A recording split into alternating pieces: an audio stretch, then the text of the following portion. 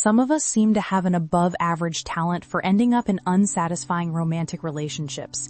These partnerships often start with great optimism and high hopes, but over time, issues creep in. A shortage of tenderness, a lack of intimacy, emotional coldness, or even infidelity.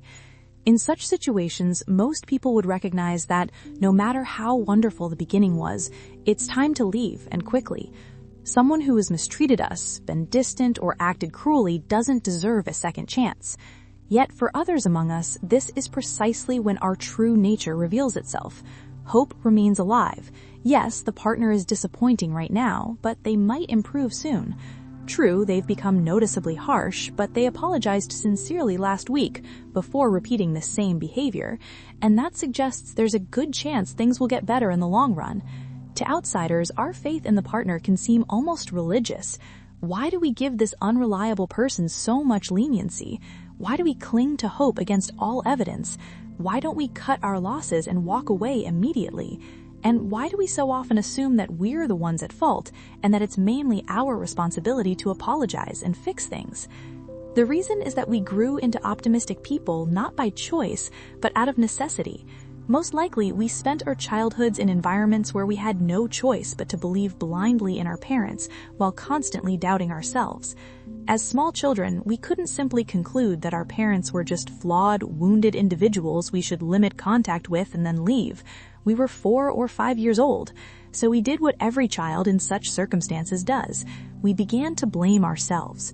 We developed an exceptional skill for wondering what was wrong with us and for inventing elaborate, overly charitable explanations for other people's poor behavior. We learned to wait eagerly for any scrap of affection that might come our way. Emotional deprivation became a source of excitement for us. All day, the parent might be irritable and harsh, then in the evening, they'd say something kind or gently tousle our hair, and life turned into a thrilling yet painful game. As adults, we're still addicted to that tension. It has come to feel like the essence of love, ongoing, pain-laced anticipation that an unreliable person might suddenly become kind again. It doesn't occur to us that love could be something entirely different, simpler, far less tormenting, a steady, dependable exchange of mutual empathy and gentleness. And if it's not that, we should leave without delay. In fact, if we happen to encounter someone consistently reliable and kind, we might feel nauseated and confused and flee quickly, perhaps straight back to the previous unsatisfying partner. The price we pay in wasted years is truly regrettable.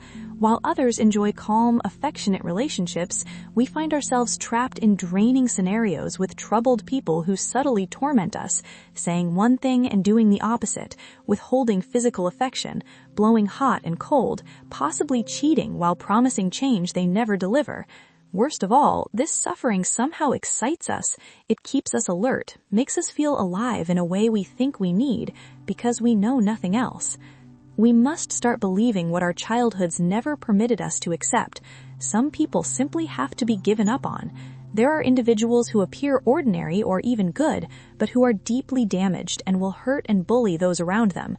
Someone may have a few appealing qualities, yet their overall impact on our lives is entirely negative. It's not our job to keep guessing the motives of unsatisfying people or to weave complex stories justifying their actions. We don't need to analyze their psychology more than they bother to themselves. We should focus closely on what they actually do, not on why they might be that way. Conversely, despite our initial revulsion, we shouldn't hold it against others that they are kind.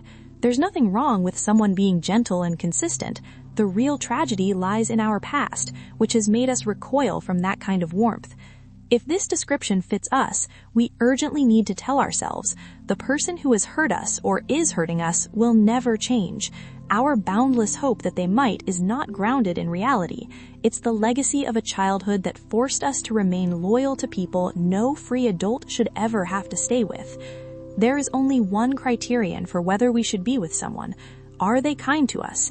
If they once were but no longer are, we must leave. If they're kind only a tiny fraction of the time, we must leave. If they show promise of kindness but never follow through, we must leave. It's time to break our addiction to a suffering we owe no one.